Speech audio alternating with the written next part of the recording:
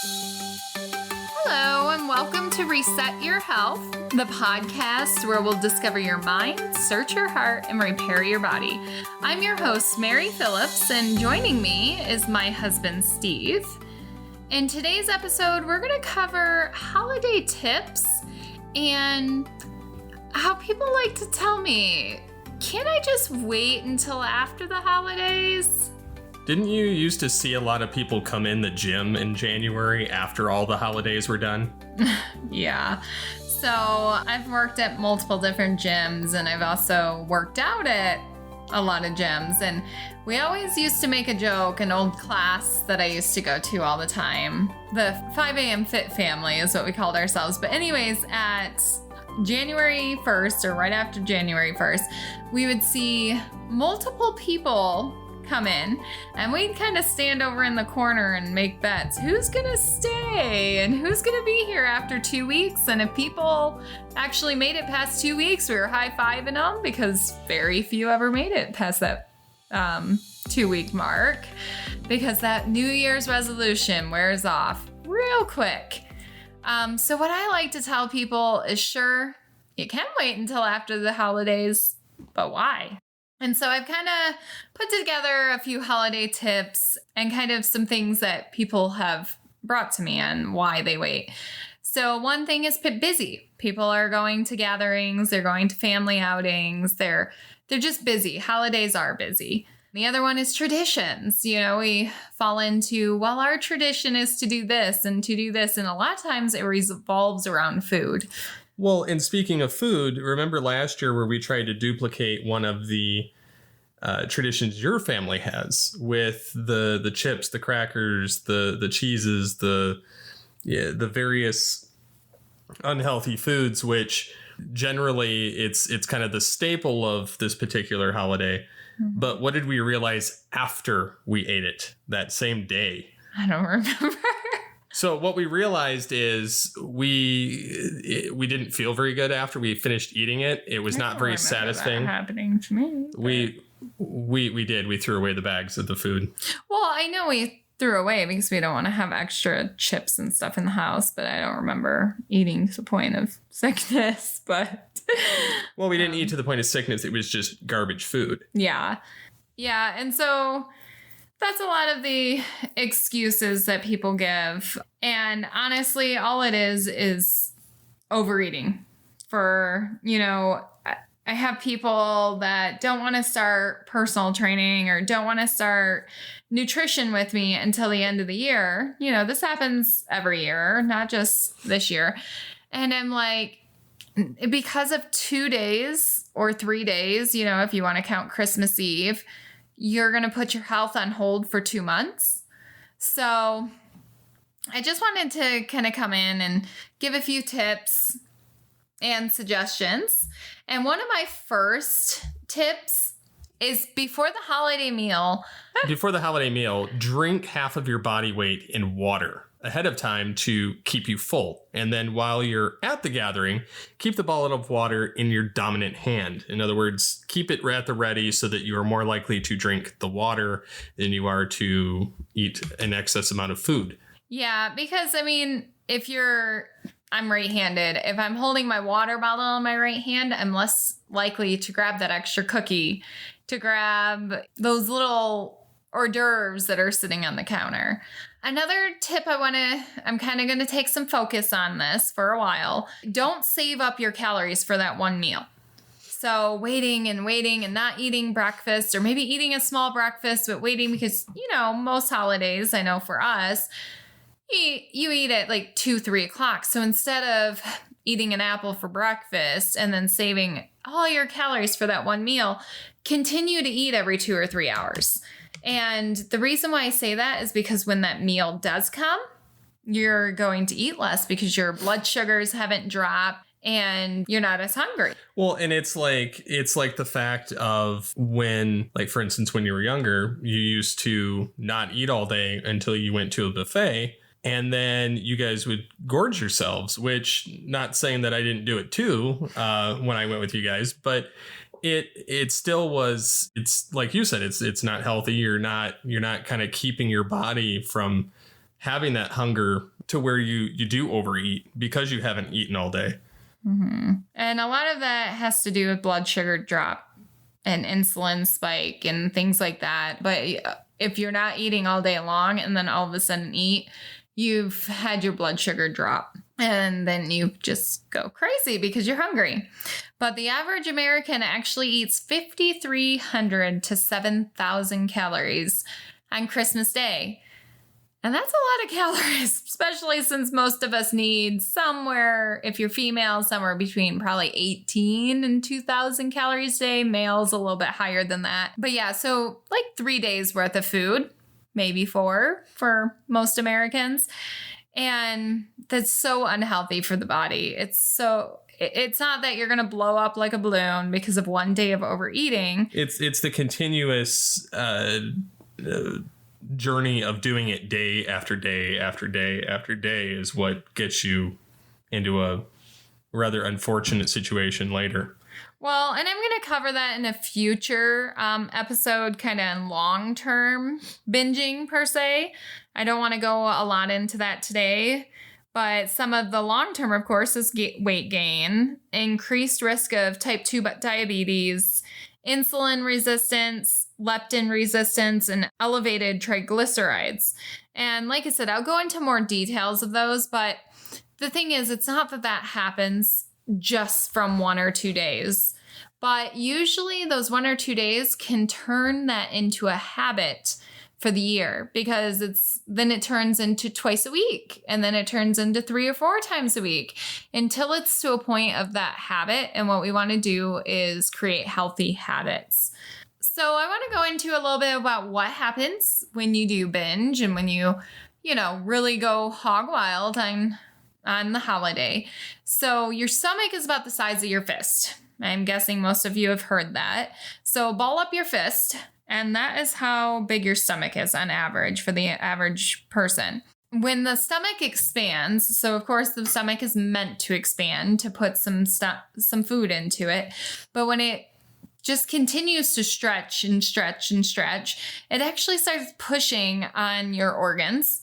And of course, we know that's not a healthy situation. And some of the short-term effects are like heartburn, acid reflux, discomfort. Of course, you can get to the point where you're feeling sick because you're so overfilled with food. Yeah.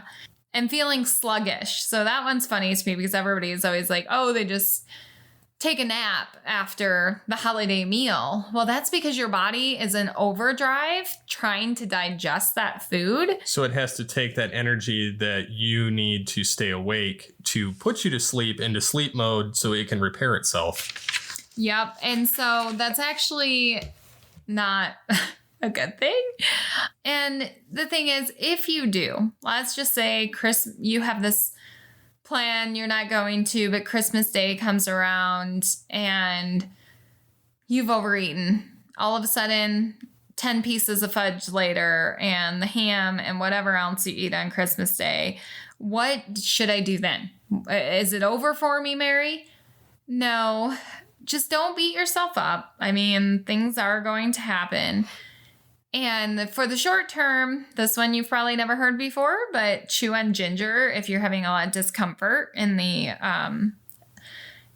stomach and the abdominal. It'll help ease it. Well, and like in Michigan, one of the things they used to tell us if we had a stomach ache or stomach pains is they had this drink there called Verner's, which it's a ginger drink, but it's carbonated too, but it does help in that instance too if you can't, for whatever reason, stomach chewing on ginger. And that, I don't know, I never really got that much. And it's probably because of the ginger, but carbonated drinks aren't the best thing when your stomach is upset. But they tell you to sip on it. It's not a highly carbonated either, so it... And another thing is take a walk. I know you're feeling sluggish because your body's in overdrive. Go outside. But get outside if you can. Take a walk and allow yourself to ease. Don't lay down. The thing is that laying down, that's what causes that acid reflux and the heartburn and things. And don't get into the all or nothing. So I have struggled a lot with the all or nothing mentality throughout my life. Well, I've it's only Christmas Day once a year, and I'm just going to eat and eat and eat myself sick. Or, well, I can't have this tomorrow because let's get for real. I can have it tomorrow if I want, but I'm not going to, right? And I get into this, I've gotten into a lot of all or nothing. So I'm going to eat everything I want and everything in sight because tomorrow I'm not going to have it. Don't get into the mentality. Maybe it's the middle of your meal and you've eaten half a plate of food and you're starting to feel full and you're thinking, oh, well, I need to finish it because it's on my plate, or it's only this one day. Don't go crazy and go hog wild because of that one day. Just eat until you're satisfied and stop. And the beautiful thing about holidays are you usually have leftovers. Mm-hmm. So there's no real loss of that, I'm going to miss out on eating whatever XYZ is. You can always save it for later. Like, you don't have to eat it all in one sitting. You don't have to, try and fit all of these meals that you're excited about for the holiday. Although most of the food should just be thrown out after the holiday so that you don't have a reason to eat unhealthy food after. Well, typically that is true, but it depends on what it is. Yeah. And the other tip I would give is bring healthy alternatives to your meal so that there will be something available that fits your goals. For instance, stuffing. For Thanksgiving, having cauliflower stuffing. Don't bash it until you try it, okay? So don't be, that cauliflower girl. Everybody always wants to use cauliflower to make everything. No, you can make some really good dishes with cauliflower, but there's a lot of other things. Maybe you really like chocolate. Why not bring a alternative that's a healthier alternative that is a chocolate, that is a dessert? You can share it with everybody else, but also you have something that's a better dessert than eating the fudge or eating whatever it is. So like, for example, your homemade dish that you make for the boys out of summer squash, mm-hmm. like you turn it into this chocolate pudding type thing and the boys love it. And it's not mm-hmm. It's not unhealthy, like having a block of fudge or something. Yeah, I make a summer squash out of, chocolate pudding out of summer squash that my kids love. So I guess I would just say, just really focus on your health. Your health matters in November and December too, not just the other times. And when we wait for that New Year's resolution, I'm not saying there's anything wrong with the New Year's resolution, but I just don't feel like enough. I've seen a lot of people just make those, but they don't last very long. Well, it's because we get into the schedule of every day-to-day life and it just kind of falls by the wayside when it's not a everyday habit. And I'll tell you what I tell all my clients and friends, and you'll hear this on this podcast multiple times, I'm sure. But what I like to tell them is tomorrow will never come because it's always tomorrow, next week, next month, next year. And if you don't start now, when will you do it? So why not begin your journey now and work through the holidays, work through the challenges, because there'll be challenges if you're not trying to do a diet and you actually want a lifestyle. There are going to be huge challenges that come your way, and sometimes you'll screw up. It's going to happen. But if you want this to be a lifestyle, something that you can maintain and not gain the weight back, or just maybe you're not trying to lose weight, maybe you just want health, then you're going to have to learn how to make it through the holidays without going crazy. You have to really work the lifestyle. I've been working a lot with my clients on what their plans are for the holidays. If they want to stay, on plan, or maybe they want to eat, the pie or the fudge or whatever. But we're making a plan of, okay, instead of eating multiple, let's have one, or let's have a small amount of this or that or whatever, or one plate instead of going up for seconds or thirds or any of that. So it's making those plans ahead of time and just kind of knowing and having a plan and a goal and knowing what you're going to do before that day comes so that you're not sick. Well, I'd like to pose the question to the listeners, what is one of their biggest struggles during the holiday? Like, what is one of the food that's just that, for lack of a better term, the kryptonite of their holiday experience that they just can't stay away from or can't seem to stay away from? That's the biggest struggle that, may not necessarily be this great choice that we're making in the moment. And we know that, but we're just wanting to eat it because we like how it tastes. Yeah. And it's funny because I kind of reached out to some people and asked, do they focus on their health during the holidays? And I kind of got a variety of answers. And one person said they only eat tamales during the holidays. I think it was Christmas something. One of their traditions. Well, why only during Christmas? So why only during this time? Why not go ahead and make it something that every once in a while you have a tamale? I mean, I know that's not the healthiest thing. I myself am not into Mexican food. I'm into Italian food. But honestly, make it so that it doesn't matter quite as much. And I'm not saying eat it all the time, but kind of take the special part out of it.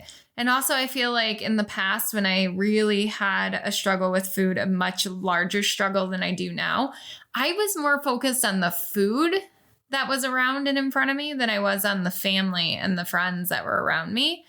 And now I live about 1,400 miles away from all my family, and we'll be with just us and some friends and stuff on the holidays.